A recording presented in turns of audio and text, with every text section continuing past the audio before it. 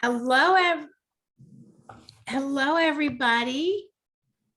We're going to give everyone a chance to come on in, and then we will talk a little bit about a little house cleaning and getting us started as you're here for your orientation to design space. So happy to have you join us on this beautiful Monday. I hope everyone's safe today.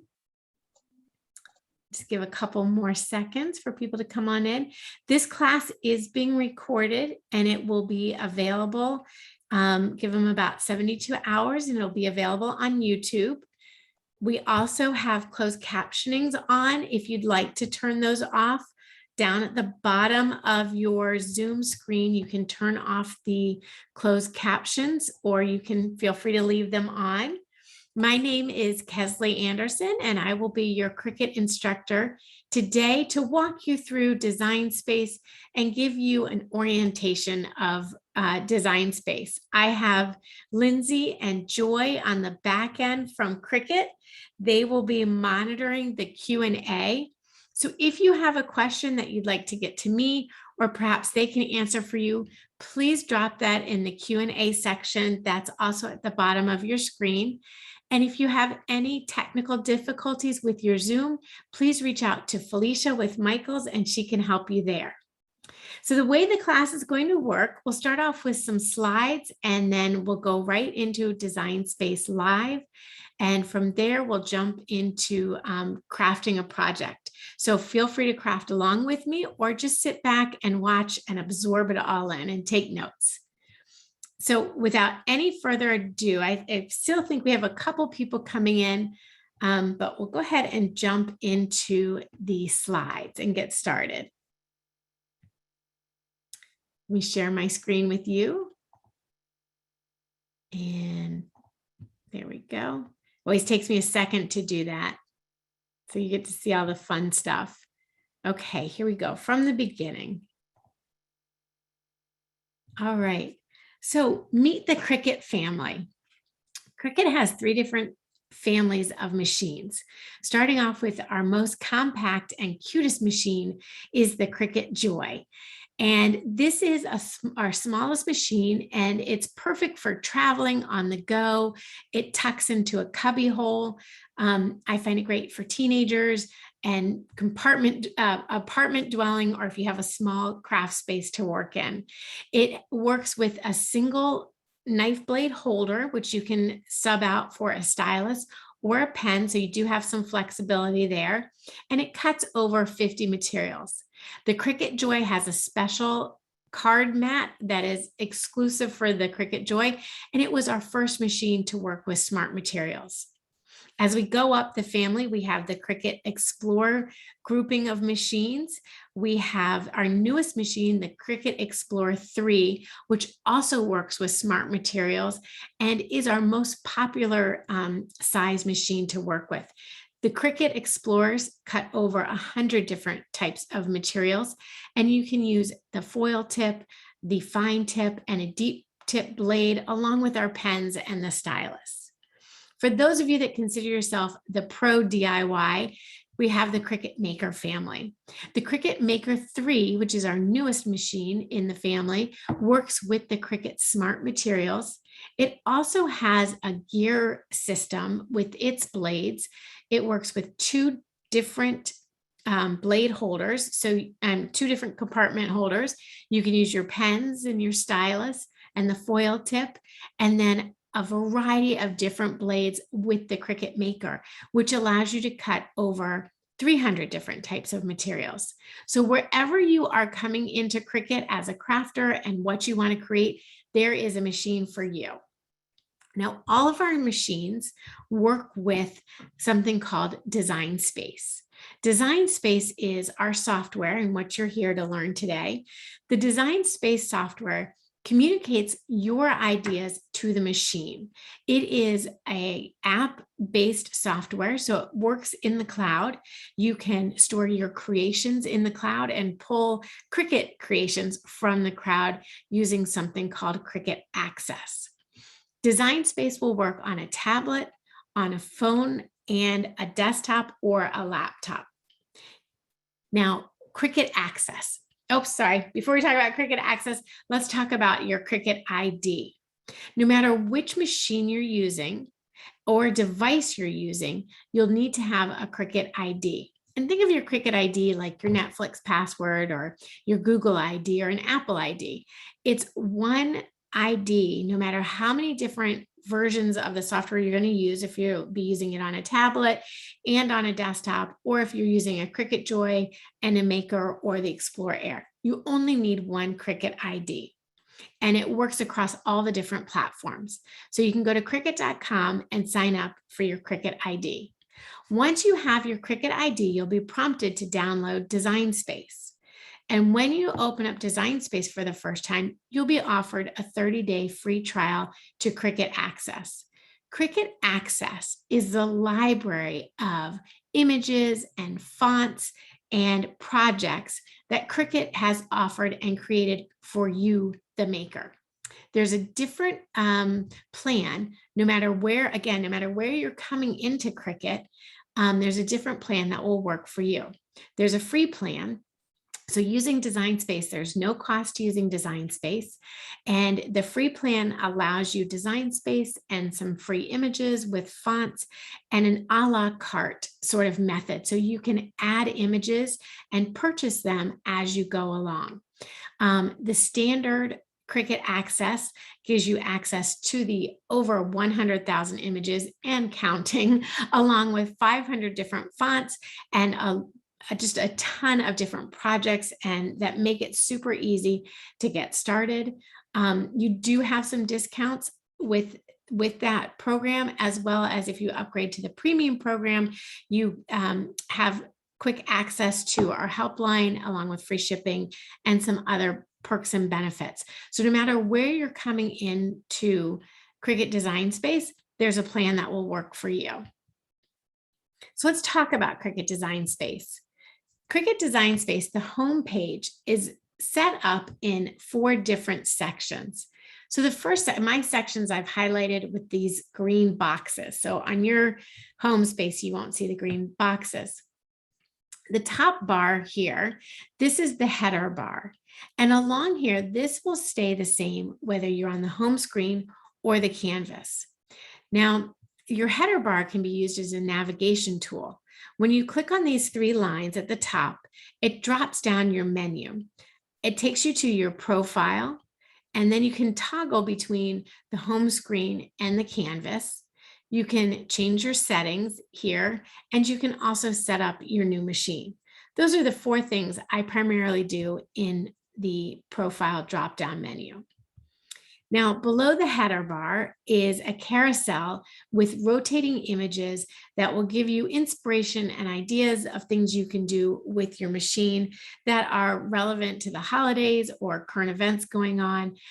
Always an inspirational spot to land.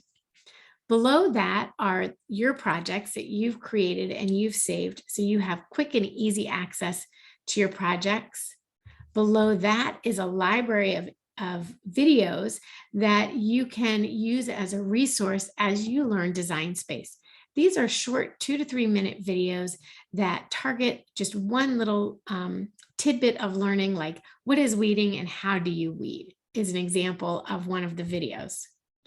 Then below that is the community of images and projects. So in the community, these are projects that users like you have saved and they want you to have access to them. So they've shared them out with the community and you can access those projects, or these are projects that have been curated by Cricut and they're sharing with you.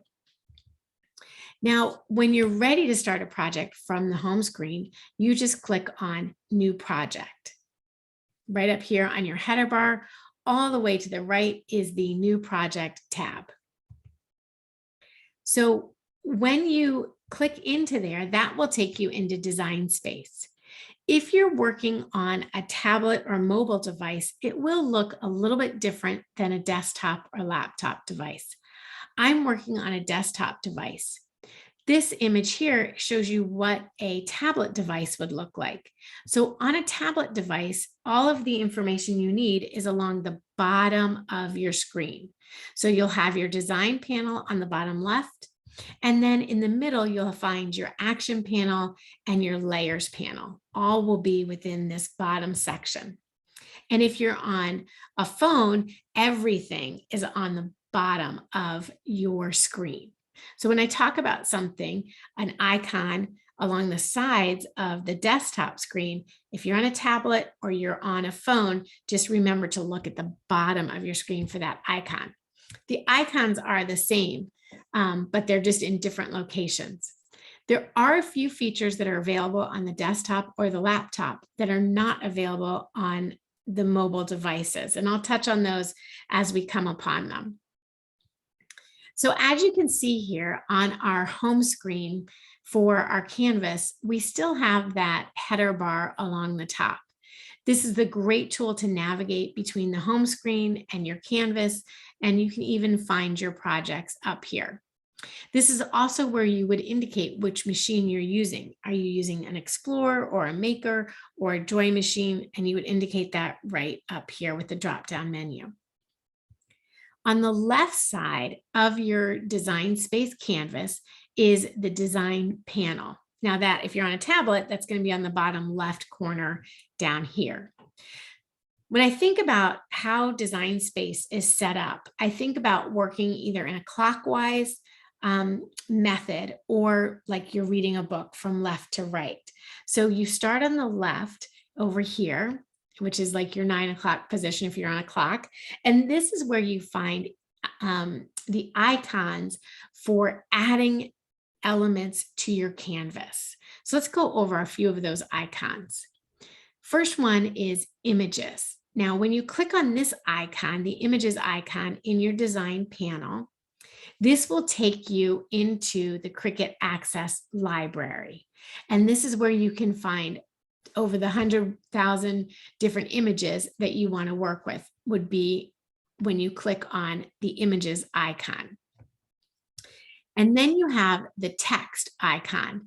So when you click on the text icon in the design panel, a text box pops up and your text edit bar comes to life. So as you type in your text, you can edit that text by changing the font or changing the style of your font, changing your font size, and other tools to edit your font design here. So on your design panel, you have items that you can insert onto your canvas: images, text boxes, and shapes.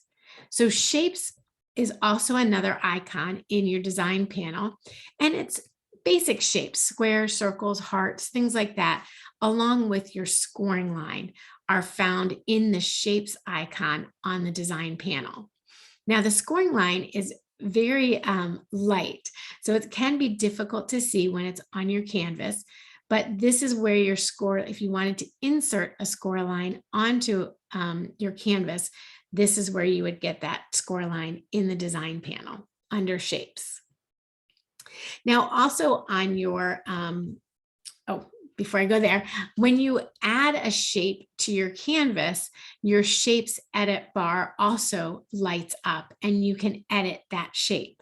So you can change the color of your shape. You can change the cut instructions of the shape.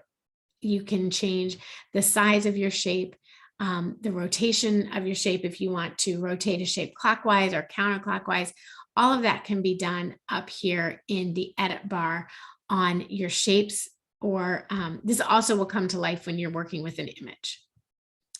Now, before we zip over there, just to touch on a few things here. If you wanted to upload your own images into Design Space, you would click on the upload icon down here, and it would walk you through how to upload images into Design Space. The other two icons you're seeing on my screen called templates and projects. These two icons you won't see on a tablet device or on a mobile device. They're only available on a desktop device. So templates are full-size scale templates of t-shirts, aprons, shoes, baskets, all kinds of like life-size projects. And the reason I go in here if I'm on my desktop and I'm making, say, shirts from a onesie size up to an extra, extra large size, I can bring in the template and resize my image to fit onto the template. And then projects, you can still access all the projects in Cricut Access, whether you're on a tablet device or a phone device, you can still access those projects. It's just not through this icon here in the design panel. I think it's up on the top there next to my projects. There's a drop down menu to get to the community of projects. And those are those quick, easy projects to get you going. So those are 3 things that we're not really going to do a deep dive in today, but that are important for you to be aware of what they are and where to find them. So as you add shapes to your canvas or images to your canvas or text to your canvas, and once you've edited those shapes or text, so we're working again in that clockwise format. We start off at 9 o'clock here to add images onto our canvas, and then we work our way up top here and across our canvas to edit those layers. And then we end up on the right side on the layers panel. Now, if you happen to be on a tablet device, don't forget to look down at the bottom for the layers icon and the edit icon. Those will be in your bottom middle. And then when you click on those, the windows will pop up. If you're on a desktop, the edit bar is always available and visible to you, and the layers panel here is visible to you. Now, when you're adding images or shapes onto your canvas, every time you add an image or shape, you are creating a layer on your canvas. So every shape is a unique and individual layer that you can either edit or manipulate in other ways. And as you add those layers onto your canvas, you'll see that they start to stack up here in your layers panel. So I started off with the square and then I added the circle. And as I added the circle came in on top of, the circle came in on top of the square. So as you add shapes, they do stack on top of each other, and with the oldest shape at the bottom of your layers panel. Now in your layers panel at the bottom here are what we call action icons. And you also find those in the middle of your tablet or mobile device under the word action. So these icons here, when you click on these icons, you can manipulate and change the layers on your canvas by doing a slice or a weld, attaching those images or flattening those images. And this is something that we go over in our second level of class, which is can't think of the name, design space, actions in design space is what it's called, and it deals with the action. So we'll get a link into the chat for you if you wanted to sign up for that class. So those are your action items here, and when you use those, you can affect the layers on your canvas.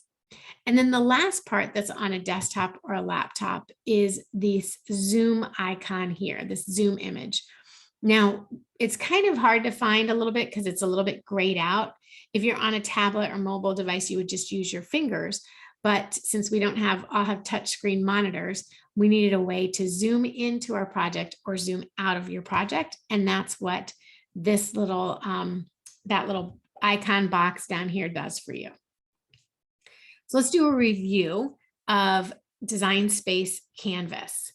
On the left side here, this is the insert panel, the design panel. This is where you start from a fresh canvas and you're going to add to your canvas from this side here. And as you work your way across the top of the canvas, you'll have your header bar along with your edit bars underneath there for shapes and fonts. And then on the right-hand side here is our layers panel, where layers are added as you add images or text or fonts, shapes to your canvas. And below that are your action items. And then on the left bottom is your zoom bar. Now, that is a basic overview of Design Space and a walkthrough. And I'm just going to pause for a moment and give you a chance, if you want to, snap a picture of this or take a screenshot of it. It is being recorded, so if you rewatch the class later, this will be there for you. I just found when I was starting, it was super helpful to sort of have a reference point to go, okay, I need to add something. I need to add a shape to my canvas. Where do I find that? Oh yeah, design panel, because that's where I go to add images onto my canvas. So while we pause there for a second, Joy or Lindsay, are there any questions I can answer live at this point?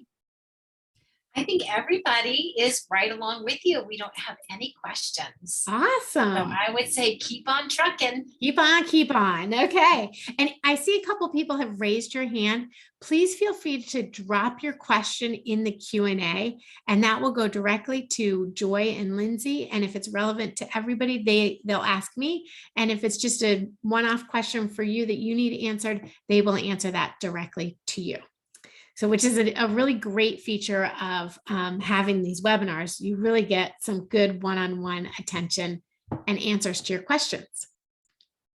So let's talk a little bit more about adding to your canvas with images and using Cricut Access to add images.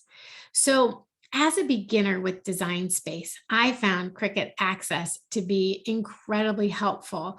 Instead of having to reinvent the wheel, I found that mostly the images were available to me through Cricut Access.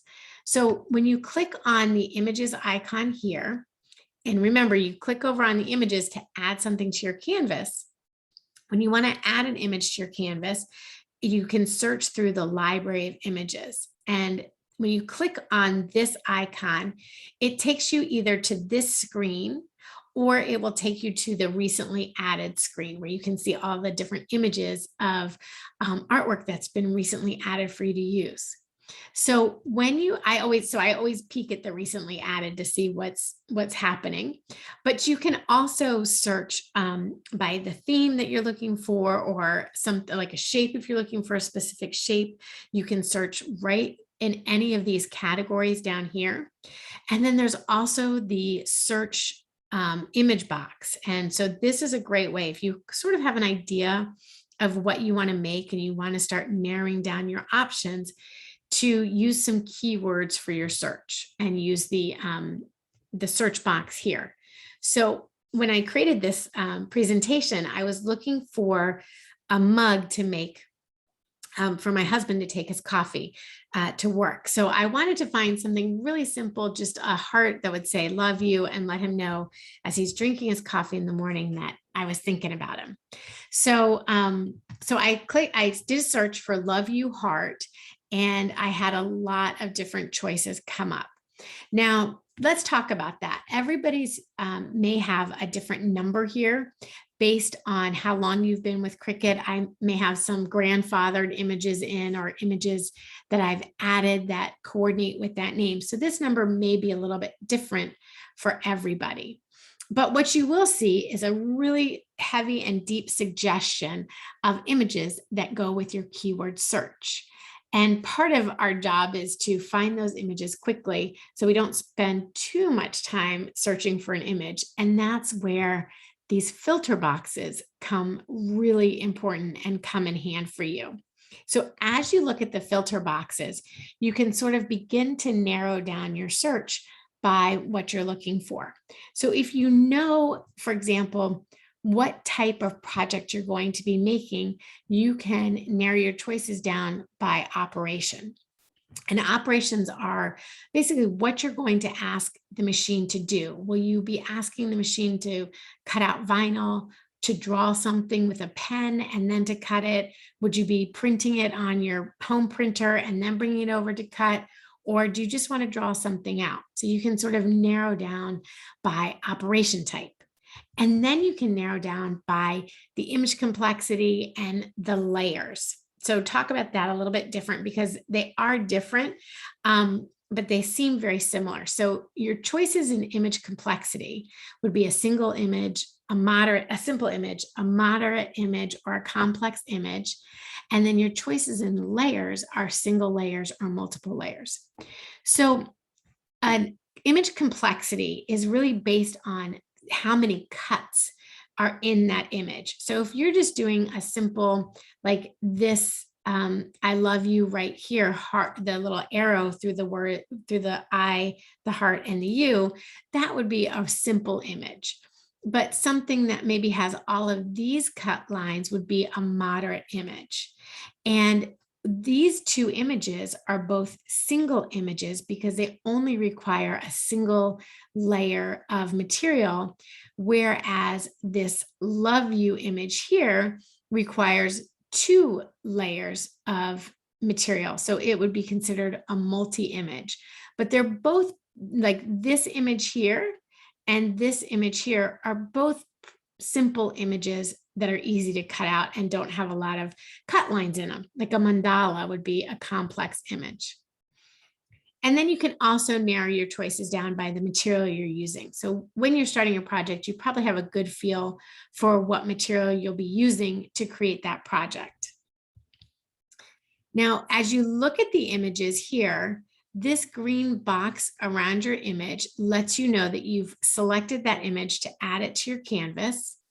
The arrow, the flag here with the A lets you know that this is a Cricut Access image. And if you're a Cricut Access member, the image would say subscribe down here, which means that you're subscribed to using that, or it might have a price associated with it to do that a la carte purchase, or it may say free because it's free that week. So when you've selected that image, you'll see it lined up in the queue down here, and then you can insert that image onto your canvas. So we get a couple questions I'm going to try and preemptively answer. What if you are not a Cricut Access member and you add an image, you buy an image, how long can you use that image for? Well, if you're not a Cricut Access member and you've purchased an image, you can use that image in Design Space as long as you're active in Design Space. So it's sort of like, watching a show on Netflix. If you had to purchase that show and you bought that, or, you bought that show and you could watch that show as long as you're using Netflix. So kind of that same idea. If you're a Cricut Access member and you use an image in a project, and then later you decide you no longer want to be a Cricut Access member, you just want to kind of go to the a la carte version. Well, that image is still there, and you would just need to purchase that image to use in your project for the future. So it's sort of, again, like Netflix. If you're a Netflix member and they have, all the shows that you can watch, Outer Banks or whatever you like to watch, as long as you're a Netflix member, you have access to that show to watch. And then when you're not a Netflix member, you don't have access to that show to watch. So I hope that maybe given that correlation might make that a little bit easier to explain. Okay, so then when you're ready to insert your image, you can go and get more information about that image, the name of the image number. And if you ever find an image you like that somebody shared with you, make sure if you're searching for the image, you add that hashtag in there. That will help you find the image later. And if you look at the image sets, so sometimes you may find an image and go, but what else is out there? What might else coordinate with it? And you look at the image sets, which would take you into a whole different image set that is designed to coordinate with the initial image. So the Love You Heart is in this Stay Golden set. And, you may find things that you can coordinate with the Love You Heart in this set here.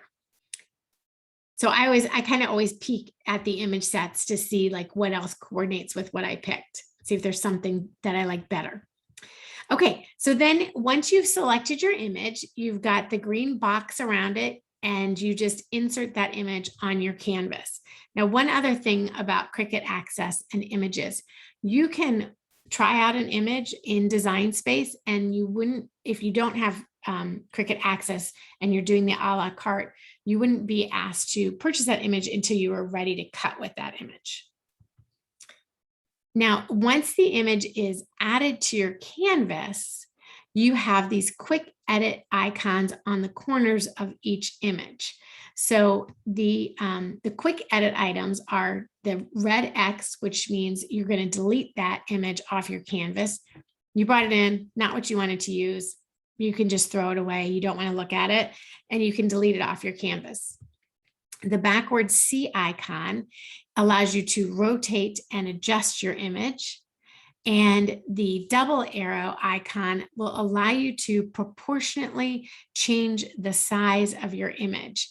If you don't want the proportions to stay the same, then you would just unlock that lock image and the lock icon on that bottom corner, and then you could change your image just by the height or just by the width. So as long as it's locked and you're adjusting your proportion with the double arrow, it adjusts the height and the width together. But with it unlocked, it would just adjust the height or the width. So that's something to play with. If you're not super familiar about proportions, just grab an image and play around with it, and you'll see what the lock and unlock does. And then once you're ready, you've got your image sized appropriately, and you're ready to use the Make It, then you would just go and send it to your prepare screen, which would look like this. And the prepare screen shows you the image that you're going to cut out, where it's placed on your cutting mat, and the material size you're using. I usually keep my material size at 12 by 12 because my mats are 12 by 12. And if I had to go in and change it just to say, oh, I'm going to use a 4" by 4" piece of material, it just seemed like an extra step to me. So I do keep my material size to the mat size, and you can change that 12 by 12 or 12 by 24 if you're using a mat. And if you're using smart materials, then you're not using a mat and you have as long as your smart materials to work with. And then from this screen, it will take you into the cut screen here, which tells you, make sure you have your machine selected and it's connected to your device. You select the material you're going to be cutting with. It will let you know what tools you need to have in your machine. And then your machine light will start flashing and you're ready to cut. And then we're ready to create something. So that is a very broad overview of Design Space and where things are, and sort of gives you a walkthrough of how to find the different things you need. So now if we're ready, I'll go ahead and jump into Design Space Live, and then we'll get started. So if you're crafting along with me, go ahead and open up your Design Space. Let me find my Design Space. Here it is. Okay. So go ahead and open up your Design Space. Now, it's been a while since you've opened your Design Space, you may find that you have a software upgrade, which is no problem. Just go ahead and let the software upgrade, and then you can open up your Design Space when you're ready. So the Design Space updates at various times. I think last week they had a big upgrade. So some new features may be coming out and things like that. Now, if you're on your desktop, as you open up Design Space, you come to your home screen. And this is what my home screen looks like. So I have the carousel of promotional items up here. I have my projects and the video playlist, and different community playlists are down along here. So if you're ready and with me, make sure that you have your machine selected that you'll be cutting with. So I'll be using the Explorer 3, and we're ready to make the project. So today I'll be using, let me just stop sharing here for 1 second. I can show you how we get I'll be using this clear water bottle. And what I like to do to get started is measure the space for my design. So if you're using a tumbler or a coffee mug or any type of bottle like this, I hold it like between my fingers, and I like to measure from my thumb to my pointer finger so I know the maximum width that I would like my design to be. My height is not such a big deal because it's really tall, but it's the width that will make a difference for me here. Now, if you're using a journal, this is a great little journal here. If you're using a journal or something else that is more rectangle or square, you would just measure between, like, you could either measure edge to edge or from elastic to the edge, anywhere in there. So when I have my tumbler and I'm holding it in my hand, I'll take my tape measure and I measure from my thumb to my pointer finger, and it is 3 inches. Now, if your tumbler is tapered, meaning it narrows down as it goes towards the bottom, you may want to take that into consideration and sort of slide your hand down and measure between where it tapers, or you may even just want it to be as wide as your taper is. The great thing is, when it comes to something like this, there is no wrong way to add your design to a tumbler or coffee mug or anything like that. It's all about what makes you feel good and what you like. So don't stress if you don't have it the same size I have it or anything like that. You can always cut it and then go, I think next time I'll make it a little bit bigger, or I'll make it a little smaller. I tend to make my projects too big. I guess that's my problem in life. I go big or go home. Okay, so here we are in Design Space, and I've opened up a new canvas. Again, just a reminder, I am working on a desktop. If you are working on your laptop, if you're working on a tablet device or a mobile device, don't forget the design panels on the bottom left, and your action layer panels edit is in the middle. So the first thing we want to do is find an image to add to your canvas. So we're going to go into images, and we will add an image onto our canvas. So I'm brought into a series of images. These are the newest images that have been added to Design Space. And like I mentioned before, I always do sort of like to kind of browse through and see what cute images are available for future projects. Like all this fun Halloween stuff is really coming out. So that's very fun, and some Oktoberfest theme items. But for what we're doing, we're going to go to all images, and we are going to search in free this week and squeak out just that last week of summer with an image called Fun and Sun. Now, this is a free image, so no matter what, anybody can use this image and craft along with us. If you have Cricut access, feel free to grab a different image. And if you don't have Cricut access, feel free to grab a different image too, because you always have so many choices. But we still have 10 days left of August. So I'm just going to hold on to that sunshine for a little bit longer and do a Fun and Sun image. So I've grabbed the image. I can look at the information and check out the different images that are also available in this set. And it looks like a lot of the fonts that are available. So you could use these fonts and change the words if you wanted to. So I'm going to go back to the image, grab Fun and Sun. It's in my queue down here on the bottom, and I'll insert that image onto my canvas. Now, as I insert that image, you can see it comes in super teeny tiny, 1 inch by 3/4 of an inch. And my width, I measured between my thumb and my forefinger, was 3 inches. So I would like to go up to my edit bar at the top, and I can change my width right here by highlighting it with my mouse, left click, dragging over those numbers, and typing in 3.0 and hitting enter. Now, that makes that image 3 inches wide. You can also use your quick edit tools and pull your image out further or bring it in smaller. So with the image, with the icon proportion, that little lock proportion on, when I pull my image out, it both changes the width and the height of that image to keep it proportionate. If I just wanted to, let's say, change the height of the image and not the width, I would want to unlock my proportion icon here, and I would want to drag my my arrows, and I could change the height and the width of that image to be whatever I wanted it to be.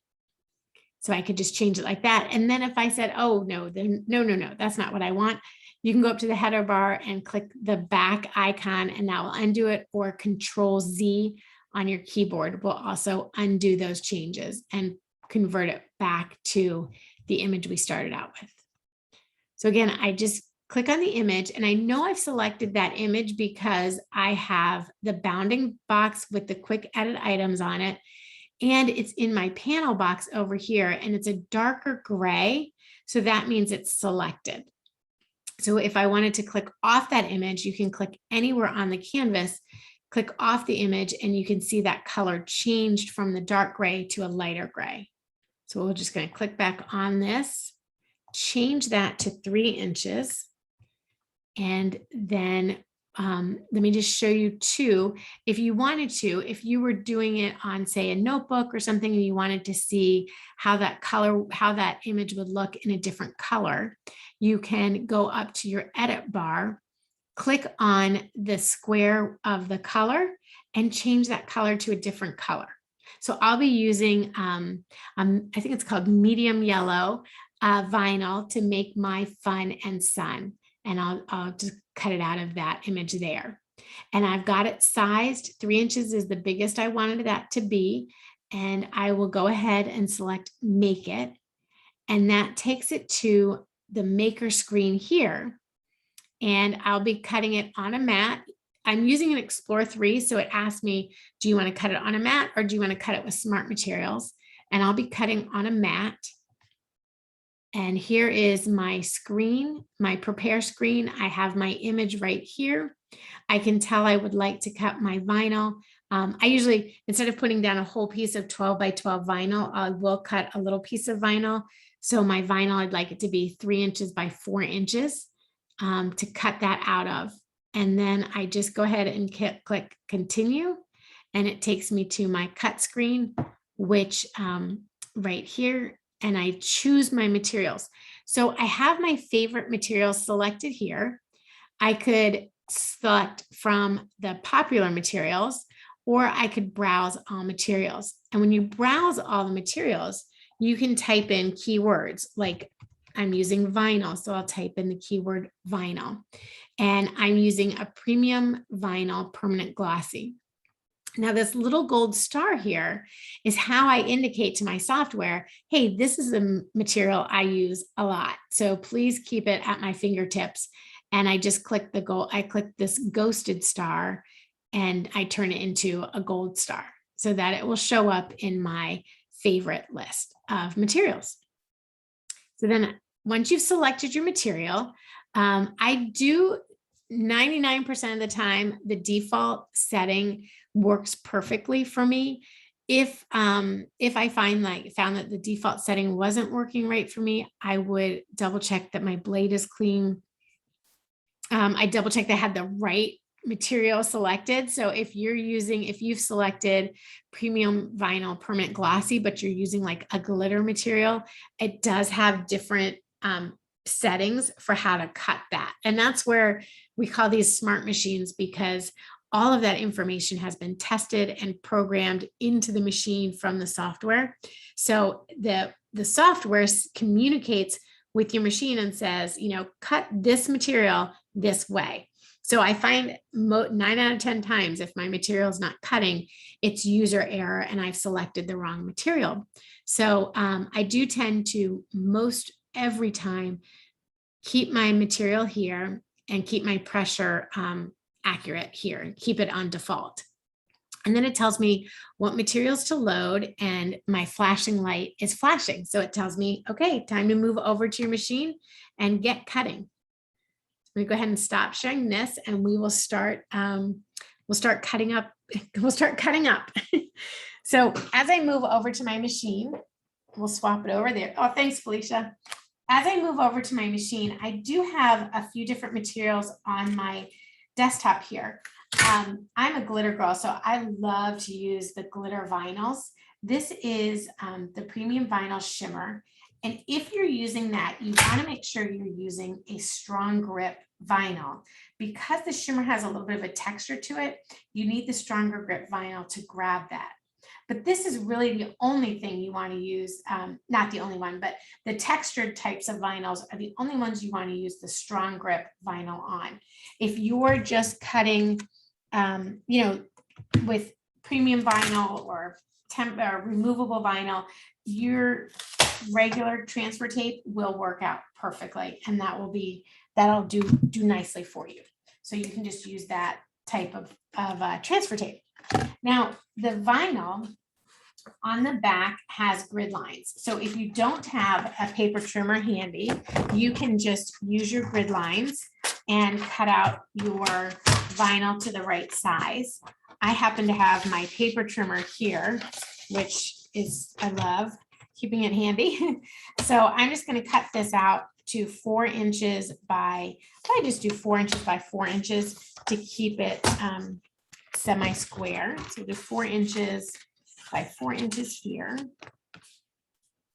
And I just use those, you can use those lines there to keep your vinyl edges straight. I do like to keep my edges straight, and you'll see why when we start to put it together. But now I've got my mat, and if your mat, it should be sticky. Your mats should always be sticky. If they lose their stick, you can clean them off with just water, and like a soft brush will actually clean them off and bring back the stick. Or I tend to keep a baby wipe handy, a non-alcohol baby wipe handy, and I'll just be able to keep that clean.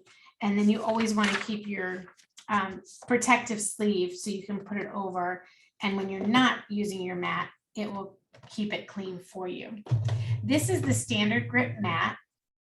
It's the green mat. So I use this for vinyl, iron-on vinyl, things of that, sort of lighter materials. If I were working with paper, I would want to use the light grip blue mat. And if I were working with material, I would use my fabric mat, or the purple is the strong grip mat. And that's really for like those thick, chunky materials you might be using in a maker, like leather or balsa wood, things like that. So once I've loaded this in, my play light goes, and I click the play light, and it will bring the mat back in and start cutting out my image. Now, while that's cutting, I can get my vinyl, my transfer sheet ready. Let me grab that.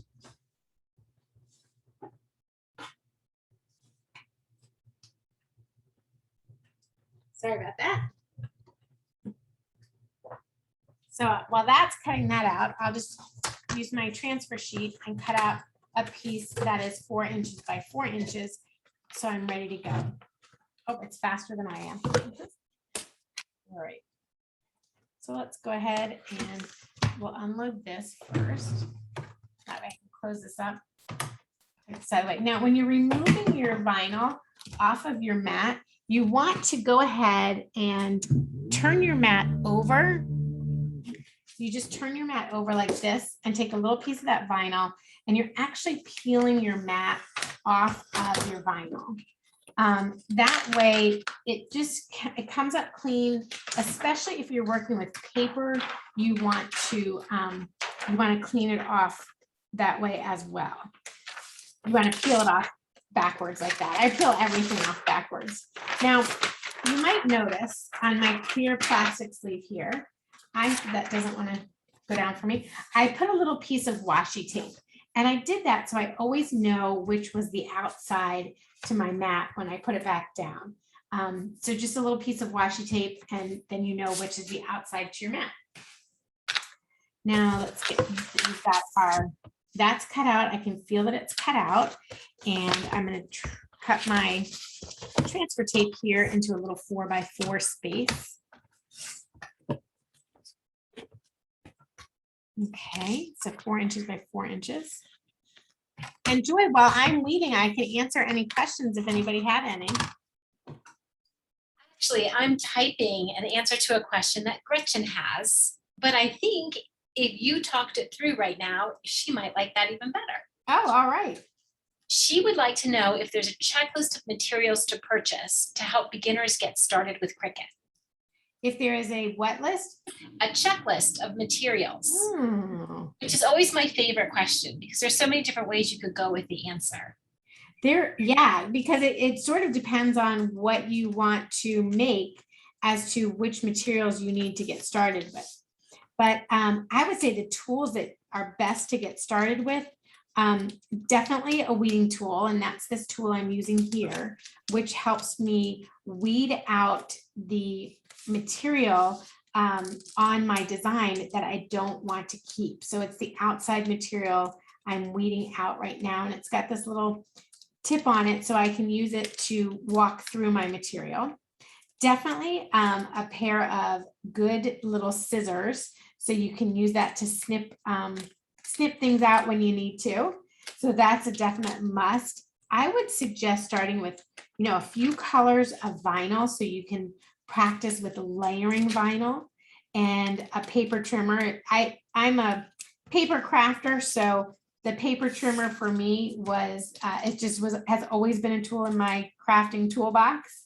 So, if you don't have a paper trimmer, that is something definitely worth keeping your eye out for or on your wish list. And you can use, that's all over my hands. You can use just a good pair of scissors too, or an X-Acto knife as you go along. And then I always think good cardstock. Like Cricut has a nice collection of packs of cardstock, so that as you're learning and as you're trying to cut new shapes, you may just want to cut them out of cardstock instead of vinyl, just to try and learn how things work together and how they layer together. Be a good starting tool. And there's a kit too. I think Cricut has a kit of tools that are great for a starter, and it does come with the cutting board, the paper trimmer, your weeding tool, and then another great tool is your wedge. And this is the big one. So if you don't have one of these and you're going to invest in one, I would definitely go get the bigger one. There is there's a smaller one as well. I don't have it in my thing, but there is a smaller one, but I like to have the big one. Again, go big or go home. Okay, and then I'm also working on a self-healing mat is the surface I like to work on. First, because it protects my work environment, and it also has the grid lines, and I use the grid lines quite a lot when I'm crafting, especially when I'm working with vinyl. So what I do to start with my transfer tape is I roll it back about 1/2 inch and expose that top line of the vinyl there. I have earlier I said I like to use straight edges because I use these straight edges to line up my transfer tape so that I get a nice clean line on my transfer tape and I keep my image straight as I go along. So what I'll do is take this gray line on my transfer tape and line it up with the top of my vinyl piece. So I just take that and I line it up right there, and I'm going to use what I call the hinge method to take my to transfer my vinyl image onto my transfer tape. So once I've got that down there, I just take the back of my transfer tape and I walk it down my vinyl tape. And then I use this big wedge and I kind of capture that so that it feeds it down nice and smooth and flat. This is a great way to put your transfer tape on your vinyl.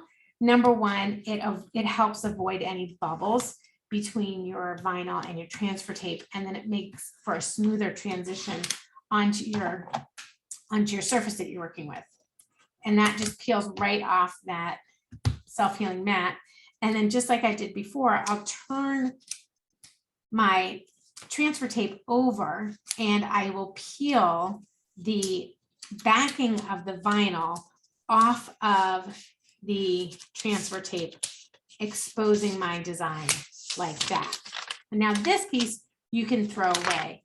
I do save my transfer tape backing because you can reuse your transfer tape as many times as it has stick.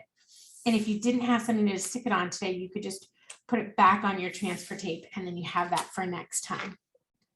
Now, as you're working on a bottle, so it doesn't roll around on you, I will either use a lint brush or face cloths or something that will hold that bottle down for me and keep it steady. It's also great if I'm working with a clear bottle, I then can use kind of my, my grid lines back there that will show through and make sure I get my image lined up properly on my mat. So that's another tip there. Now I've already washed this, so it's clean, it's ready to go. I do check to see if this is something that's dishwasher safe or not. And I make sure if it's dishwasher safe, and I think I'm gifting it to somebody who might throw it in the dishwasher, I use permanent vinyl. Now there's no guarantee that the permanent vinyl is going to stay on through multiple washings and things like that. But I have had good success with it staying on. And I don't seal it or anything like that when I'm doing this. I tend to, if it's for me, I know I'm going to hand wash it. But sometimes you gift it to somebody and it goes through the washing machine. So in that case, I definitely want to try and use a permanent vinyl. Okay, so then I'm going to use this straight edge here on the straight edge of my cup here, or I could look through and find the line, the straight line that I'd want to use on my bottle. So I'll just do it like this. And I put it down and I'm starting with the taco, like a taco method. So I do it in the center first, and then I press it down from one side to the other side as I go. And this is also another great way to reduce any bubbles that might come up between your vinyl and your image. And then you just run your fingers over it and really push that design down into it. Now, again, if you're using a bottle that has a tapered, you may want to cut into your transfer tape so that it'll lay down a little bit smoother for you. And then once you've got it on your bottle, then you just take the edge of it. And if you did trim it, just know that it might come off in pieces.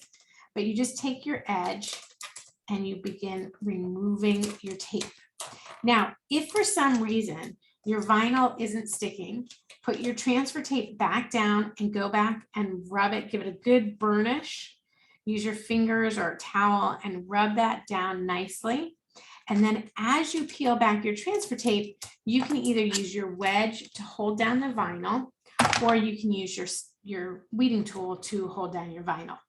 What I would advise you and warn you to do is to not pull back on your transfer tape too hard, because you don't want to stretch your vinyl. And when you're working with a tapered glass, for example, if you stretch your vinyl, it does make it harder to get it down without bubbles. But you just set it down and then you walk your transfer tape back and off. And there you go.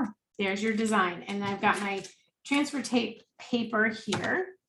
So once I put that there, I'll just take my tape and I can put that back onto my backing, and then I'll have that to use for later. And I just tuck that, actually tuck that underneath my, my transfer tape here. I'll just tuck that underneath so that I can use that later on another design. There we go.